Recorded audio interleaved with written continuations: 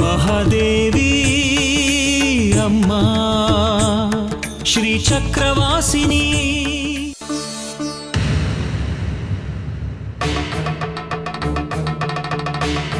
ಜಾಜಿ ಅಲ್ಪಾಯುಷಿ.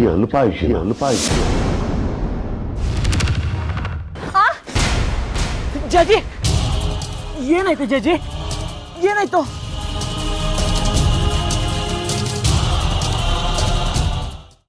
ಅವಳ ಜೀವಿತಾವಧಿ ಕಡಿಮೆ ಇದ್ದರೂ ಅವಳು ಮಾಡೋ ಒಂದು ಕೆಲಸದಿಂದ ಪ್ರಪಂಚ ಅವಳನ್ನು ಕೊನೆಯವರೆಗೂ ನೆನಪಿಸ್ಕೊಳ್ಳೋ ಹಾಗೆ ಮಾಡುತ್ತೆ. ಧೈರ್ಯವಾಗಿರಿ. ಹುಟ್ಟು ಸಾವುಗಳು ಮನುಷ್ಯನ ಕೈಲಿರಲ್ಲ. ಏನಕ್ಕೇನ ಪ್ರಕಾರೇಣ ಈ ಕೆಲಸ ಮಾಡಿಯೇ ತೀರ್ತೀನಿ. ಈ ಪ್ರಯೋಗದಲ್ಲಿ ನಾನು ಗೆದ್ರೆ ಜಾಜಿ ಸಾಯ್ತಾಳೆ. ಒಂದು ವೇಳೆ ನಾನು ಸೋತ್ರೆ ನನ್ನ ತಲೆ ಹೋಗುತ್ತೆ.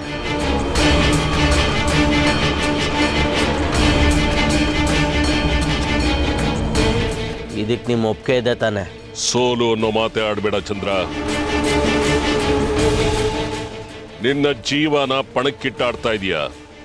ಇದರಲ್ಲಿ ನಾವು ಗೆಲ್ಲೋದು, ಜಾಜಿ ಸಾಯೋದು ಖಚಿತ. ನಾಳೆ ಅಮಾವಾಸ್ಯೆ. ನಾಳೆ ಮಾಡಬೇಕಾದ ಕಾರ್ಯನ ವಿವರಿಸ್ತೀನಿ. ಅದಕ್ಕೆ ನೀವೆಲ್ಲರೂ ತಯಾರಾಗಿ ಬರಬೇಕು. ಅದಕ್ಕೆ ಬೇಕಾದ ನಿಷ್ಠೆನ ಪಾಲಿಸ್ಬೇಕು. ನಾಳೆ ನಾವೆಲ್ಲರೂ ಇಲ್ಲೇ ಸೇರಬೇಕು. ನಮ್ಮ ಈ ಉಕೃತಿ ಭ್ರಂಶ ಪ್ರಯೋಗ ಪ್ರಾರಂಭ ಆಗತ್ತೆ. ವಾಮಾಚಾರದ ಅಧಿದೇವತೆಗೆ ನೈವೇದ್ಯವಾಗಿ ರಕ್ತ ಮಾಂಸ ಕೂಡಿದ ಹಲವು ಭಕ್ಷ್ಯಗಳನ್ನು ಅಗ್ನಿಕುಂಡಕ್ಕೆ ಅರ್ಪಿಸ್ಬೇಕಾಗತ್ತೆ.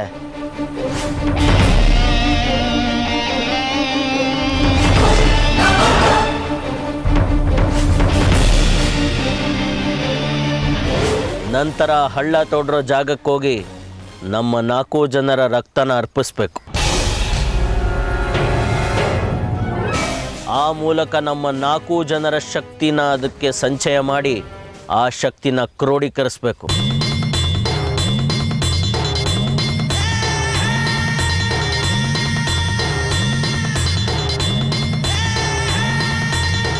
ಇದೆಲ್ಲ ಆದಮೇಲೆ ಮತ್ತೆ ಮಹಾವಾಮಾಚಾರದ ಪ್ರಯೋಗ ಶುರು ಆಗತ್ತೆ. ಸಾಮಗ್ರಿಗಳ ವ್ಯವಸ್ಥೆಗೆ ಸೂರ್ಯಾಂಶ ಸಹಾಯ ತಗೋಬಹುದು. ಖಂಡಿತ. ಅವನಿಗೆ ಒಪ್ಪಿಗೆ ಇರೋದಾದರೆ ನನ್ನ ಜೊತೆನೇ ಇರಲಿ, ಒತ್ತಾಯ ಇಲ್ಲ. ಒಪ್ಪಿದ್ದು ನೀನು ಮಾಡ್ತೀನಿ ಅಂತ, ಮಾಡೋದಾದ್ರೆ ನೀನು ಮಾಡೋ, ಇಲ್ಲ ನಾನು ಮಾಡ್ಕೋತೀನಿ, ಬಿಟ್ಕೊಡು.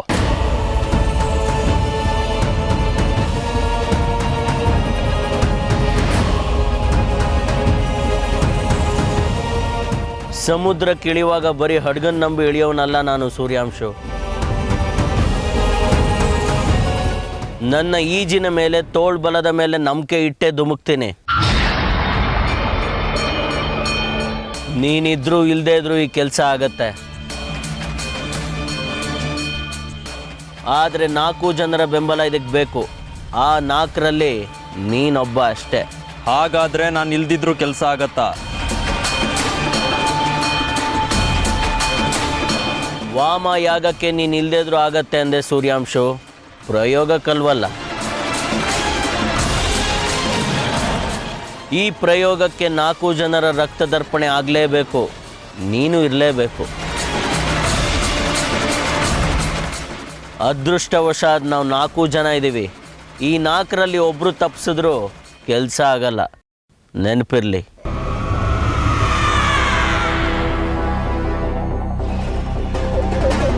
ಕಾಲರುದ್ರಸಿದ್ದೇಶ್ವರ ಕಡಿಕೆ, ನಿನ್ನ ಶಿಷ್ಯ, ನಿನ್ನ ಜವಾಬ್ದಾರಿ.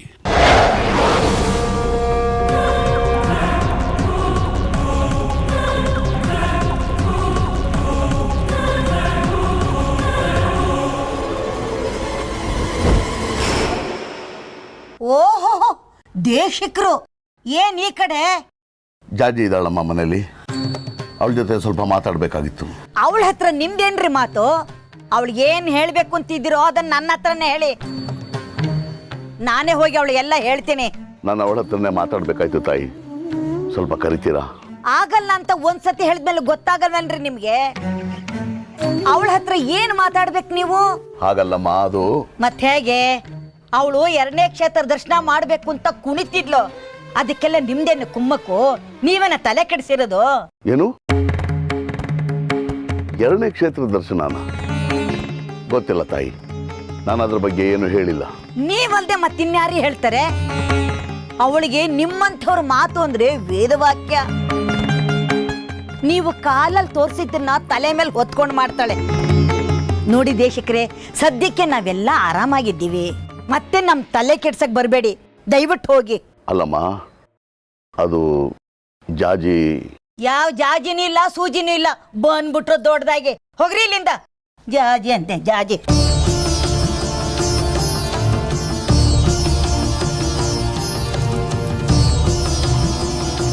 ದೇಶಕ್ರೆ, ಯಾವಾಗ ಬಂದ್ರಿ? ಆಗ್ಲೇ ಹೊರಟ್ಬಿಟ್ಟಿದ್ದೀರಿ. ಈಗ ತಾನೇ ಬಂದೆ ಶೇಖರಿ. ಜಾಜ್ ಅನ್ಕೊಂಡು ಮಾತಾಡಿಸ್ಕೊಂಡು ಹೋಗೋಣ ಅಂತ ಬಂದೆ. ಆದರೆ ನಿಮ್ಮಮ್ಮ ಬಿಡಬೇಕಲ್ಲ. ನನ್ನ ಕಂಡ್ರೆ ಸಾಕು ಬೆಂಕಿ ಹಾಕಿ ಸಿಡಿತಾರೆ. ಅದು ಯಾಕೆ ನನ್ನ ಮೇಲೆ ಇಷ್ಟು ದ್ವೇಷ ಸಾಧಿಸ್ತಾರೋ ನಾ ಕಾಣೆ. ನಿಮ್ಮನ್ನ ಅಂತ ಅಲ್ಲ ದೇಶಕ್ರೆ, ಎಲ್ರ ಮೇಲೂ ರೇಗ್ತಾರೆ. ವಯಸ್ಸಾಯ್ತು, ಸಹನೆ ಕಡಿಮೆ. ದಯವಿಟ್ಟು ಅವ್ರ ಮಾತನ್ನ ಮನ್ಸಿಗೆ ಹಚ್ಕೋಬೇಡಿ. ಏನು ಮನಸ್ಸಿಗೆ ಹಾಕೊಳ್ಳೋದು ಏನೋ. ಇರಲಿ ಬಿಡು, ಎಲ್ಲ ನಾವು ಪಡ್ಕೊಂಬಂದಿದ್ದು. ಅದಿರಲಿ, ಜಾಜಿ ಸಿಕ್ಕರೆ ನಂಗೆ ಸ್ವಲ್ಪ ಸಿಗೋಕೆ ಹೇಳಪ್ಪ. ಸ್ವಲ್ಪ ಮಾತಾಡೋದಿತ್ತು. ಏನ್ ಸಮಾಚಾರ? ಏನಾದರೂ ತುರ್ತಿದ್ಯಾ?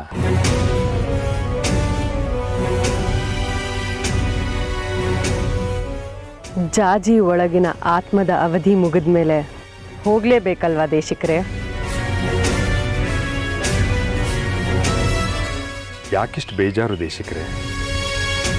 ಏನಾದರೂ ಸಮಸ್ಯೆನಾ? ಅದನ್ನು ಹೇಗೆ ಹೇಳಬೇಕು ಅಂತ ಗೊತ್ತಾಗ್ತಾ ಇಲ್ಲ ಶೇಖರಿ.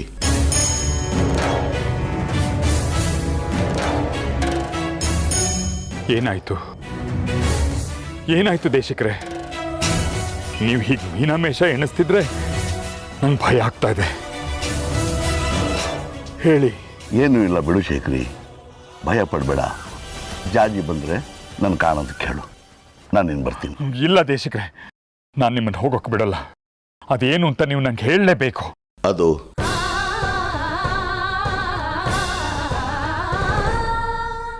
ಅದು ನಿನ್ನ ಮಗಳು ಸುಂದರಿ ಹಾಗೆ ಜಾಜಿನೂ ಅಲ್ಪ.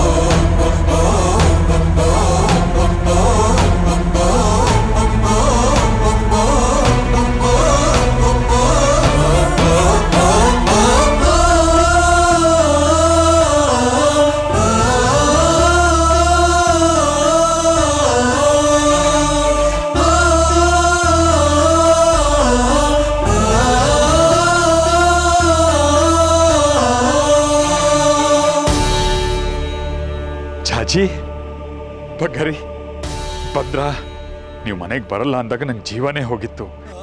ನನ್ನ ಮನಸ್ಸಲ್ಲೂ ಅದೇ ಇತ್ತು, ನೀವು ನಮ್ಮನೆಗೆ ಬರಲಿ ಅಂತ. ಹಾಗೆ ಆಯ್ತಲ್ಲ.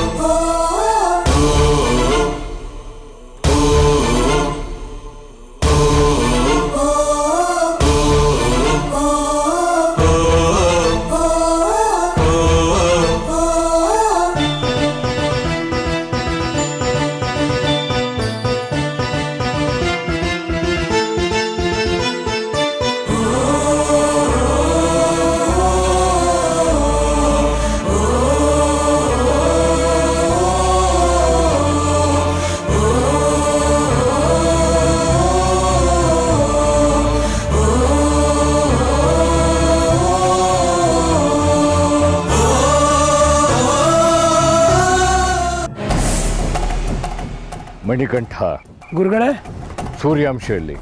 ಅವನು ಅವನು ಅವನು ಅವನು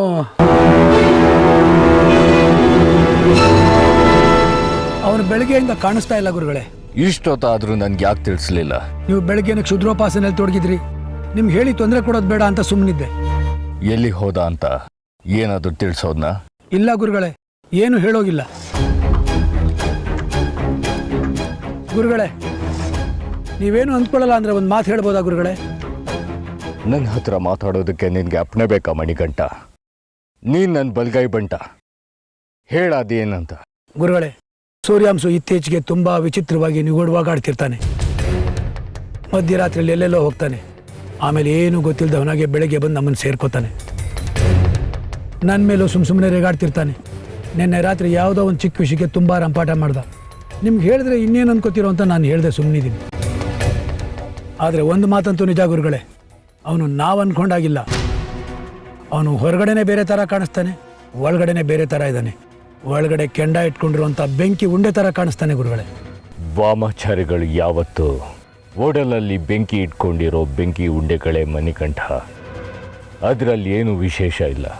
ಅದು ಬೇರೆಯವ್ರಿಗೆ ಗುರುಗಳೇ, ಆದರೆ ಸ್ವತಃ ಗುರುಗಳಿಗೆ ಬಿಸಿ ತಾಗಿಸುವಂಥ ಬೆಂಕಿ ಉಂಡೆ ಆಗಬಾರ್ದಲ್ವಾ?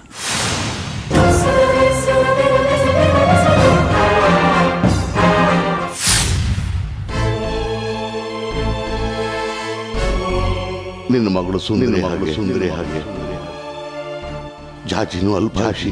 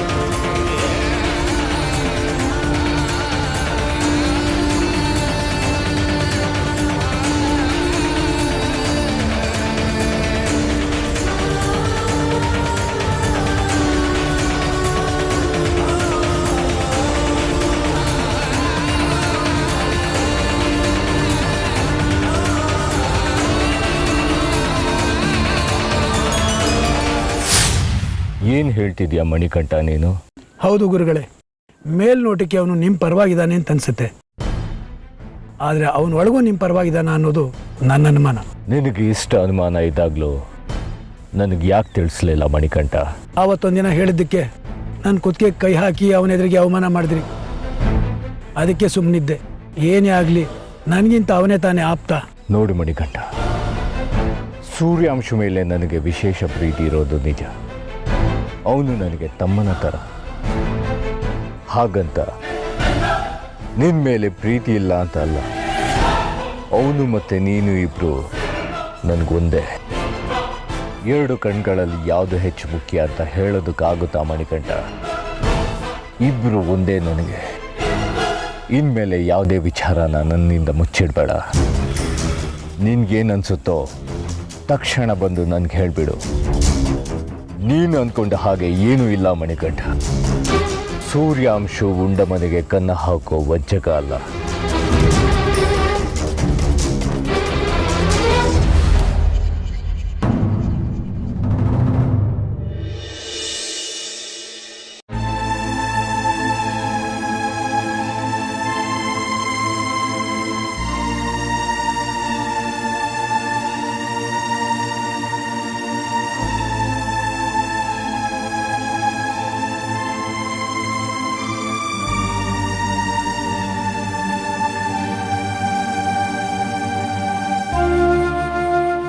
ಭಾವ,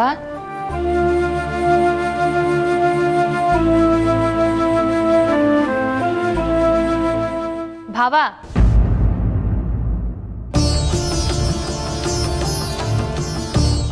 ಏನಾಯ್ತು ಭಾವ? ಊಟ ಮಾಡಿ. ಜಾಜಿ ಬಂದ್ಲಾ? ಜಾಜಿ ಜಾಜಿ ಇಷ್ಟೊತ್ತಿಗೆ ಎಲ್ಲಿ ಬರ್ತಾಳೆ?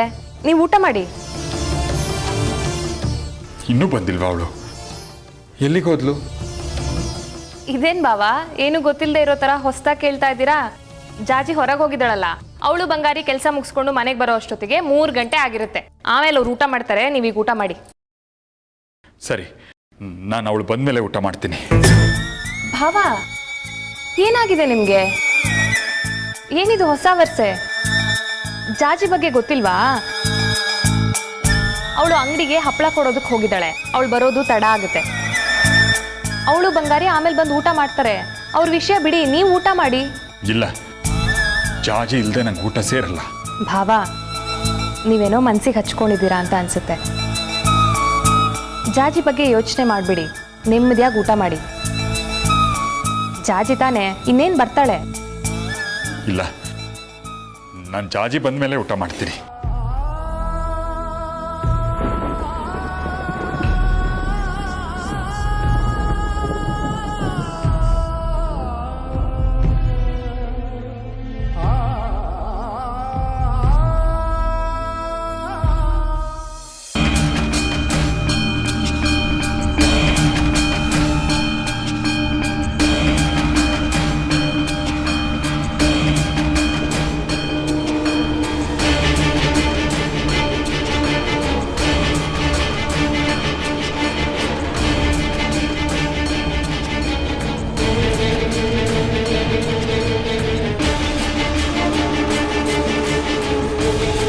ಇಲ್ಲಿ ನನ್ನ ಉಕೃತಿ ಭ್ರಂಶ ಪ್ರಯೋಗಕ್ಕೆ ಅಗ್ನಿಕುಂಡದ ವ್ಯವಸ್ಥೆ ಆಗಬೇಕು. ಮಾನವನ 4 ತಲೆ ಬುರುಡೆ, 3 ಅಸ್ಥಿ, 2 ಕೊಂಡೆಯಷ್ಟು ರಕ್ತ, ಮತ್ತೊಂದು ಬಲಿಗೆ ವ್ಯವಸ್ಥೆ ಆಗಬೇಕು.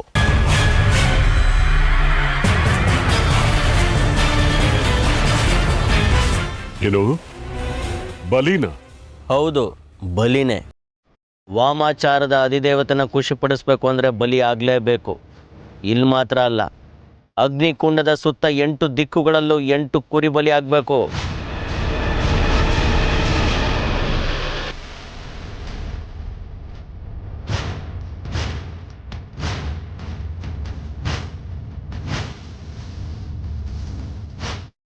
ಈ ಬಲಿ ಗಿಲಿ ಇಲ್ಲದೆ ಪ್ರಯೋಗ ನಡೆಸೋದಕ್ಕಾಗೋದಿಲ್ವಾ? ಬೇರೆ ದಾರಿ ಇಲ್ವಾ? ಇಷ್ಟು ವರ್ಷ ಈ ವಾಮಾಚಾರಿ ಕಡ್ಕಿ ಜೊತೆ ಇದ್ದು ಸಹ ಈ ಮಾತನ್ನು ಕೇಳ್ತಿದಿರಲ್ಲ. ಛೇ, ಅವನ ಜೊತೆ ಇದ್ರು ಈ ಬಲಿ ವಿಚಾರದಲ್ಲಿ ನಾನಿಲ್ಲ ಚಂದ್ರ. ನಂದೇನಿದ್ರು ಶುದ್ಧ ಹಸ್ತ, ರಕ್ತದ ಕಮಟು ನನಗಾಗೋಲ್ಲ. ಹೂವಿಟ್ಟು ಕರ್ಪೂರದ ಆರತಿ ಎತ್ತಿ 4 ಮಂತ್ರ ಹೇಳಿ ಅಕ್ಷತೆ ಹಾಕಿ ಮುಗ್ಸಕ್ಕೆ ಇದು ಅಮ್ಮನವ್ರ ಪೂಜೆ ಅಲ್ಲ, ಇದು ಕ್ಷುದ್ರ ದೇವತೆಯ ಆರಾಧನೆ.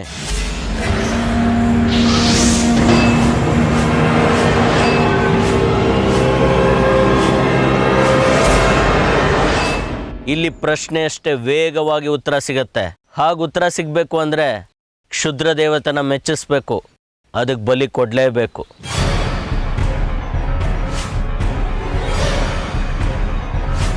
ಇಲ್ಲಿ ನಿಮ್ಮ ಇಷ್ಟ ಕಷ್ಟಗಳು ಮುಖ್ಯ ಅಲ್ಲ ವಿರೂಪಾಕ್ಷ ಶಾಸ್ತ್ರಿಗಳೇ. ಶಕ್ತಿ ರೂಪಿಣಿಗೆ ಏನು ಬೇಕು ಏನು ಬೇಡ ಅನ್ನೋದಷ್ಟೇ ಮುಖ್ಯ. ಹೇಳ್ದಷ್ಟು ಮಾಡಿಸಿ. ಸರಿ, ಆಯ್ತು, ಬನ್ನಿ.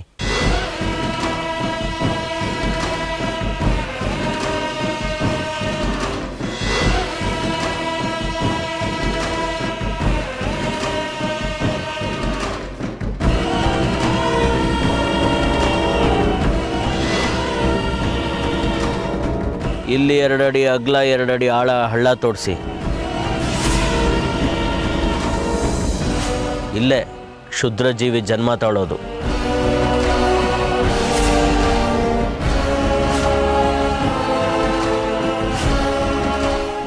ಈ ಪ್ರಯೋಗಕ್ಕೆ 4 ಜನ ಇರಲೇಬೇಕು. 4 ಜನರ ರಕ್ತದರ್ಪಣೆ ಆಗಲೇಬೇಕು. 4 ಜನರಲ್ಲಿ ಒಬ್ರು ತಪ್ಪಿಸ್ಕೊಂಡ್ರು ಈ ಕೆಲಸ ಆಗಲ್ಲ, ನೆನಪಿರಲಿ.